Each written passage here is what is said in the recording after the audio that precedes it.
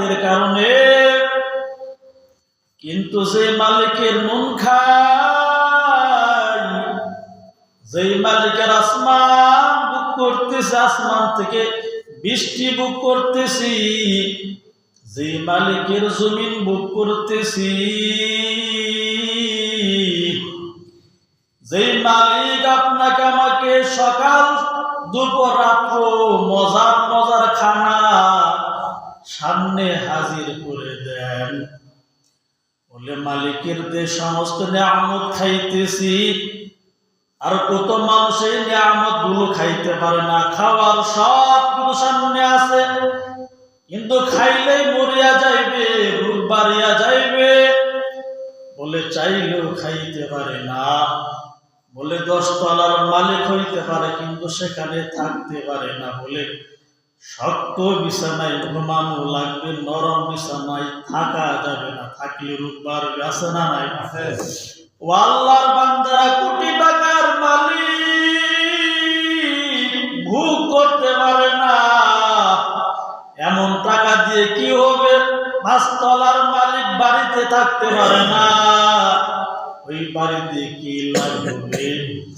বলে আমরা টাকা কামাইলে সফল হয়ে গেলাম, 5 তলার মালিক হইলে সফল হয়ে গেলাম।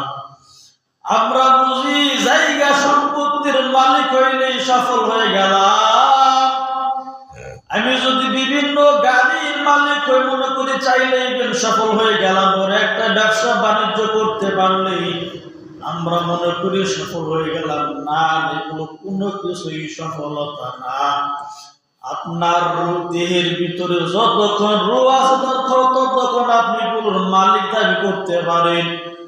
রূহটা যখন শরীর থেকে বের হয়ে যাবে, তখন আপনি কোনো কিছুর মালিক থাকবেন না।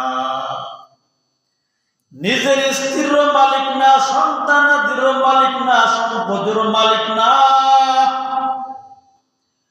আপনি না থেকে জিরো, আপনার কোনো মূল্য নাই, আমার কোনো মূল্য নাই। পিসাব হইলেও কোনো লাভ নাই, মন্ত্রী হইলেও লাভ নাই। এই দুনিয়ার সবকিছু থেকে আপনাকে আমাকে বিদায় দিয়ে 3.5 লাখ মাটির কবর রাখতে কেউ দ্বিধাবোধ তারা করবে না। দুনিয়ার সব কিছু থেকে আপনাকে আমাকে বিচ্ছিন্ন করে ওই 3.5 মাটির ঘর আপনাকে রাখবে। আপনার স্ত্রীও আপনার জন্য নামাজ পড়িয়া দোয়া করবেন না, আপনার আপন বন্ধু আপনার মনে রাখবে না। যদি কথাগুলো বিশ্বাসী নাই করে, ডানে বামে সামনে পিছনে একটু নজর করিয়া খেয়াল করিয়া দেখে, কত প্রাণের বন্ধু ছিল, যখন বন্ধু মারা গেল আর বন্ধু স্মরণ করে না। কতই মহাব্বতের স্ত্রী ছিল, কবরে গেছে আর মনে করে না। স্বামী চলে গেছে, স্ত্রী মনে করে না, সন্তানেরা মনে করে না। ও আল্লাহর বান্দারা, যাদের জন্য এত কিছু করতেছে, আপনি তাদের সুখের জন্য সব কিছু করতেছেন, বিনিময়ে আপনারে তারা কি উপহার দিল? বলে জীবনভর কষ্ট কষ্ট কষ্ট। বলে তাদের কাছে কষ্ট ছাড়া কিছুই পান নাই। বলে একটা কুকুরকে যখন মালিক লালন পালন করে, ওই কুকুরটা মালিকের কখনো ভুলে না, মালিকের পিঠ ছাড়ে না। বলে বন্ধু বন্ধুর গলায় ছুরি চালাইতে পারে। এই বাংলার জমিনে আপনারা তাকায় তাকায় দেখতেছেন, স্বামী বেচারা স্ত্রীকে হত্যা করিয়া ফেলে, স্ত্রী স্বামীকে হত্যা করিয়া ফেলে, সন্তান মা বাবাকে হত্যা করিয়া ফেলে, মা বাবা সন্তানকে হত্যা করে ফেলে। আছে না নাই? ঘুমাইতেছে মাথা নিচের দিকে, হইল না তুই এই জমিনে অভাব নাই, এগুলো হইতে সবাই বেঈমানি আর গাদ্দারি করে।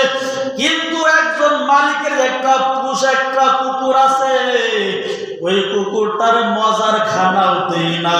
বলে একটা রুটি দিলে খাইয়া লইয়া ওই কুকুরটা সারা রাত মালিকের বাড়ি পাহারা দেয়।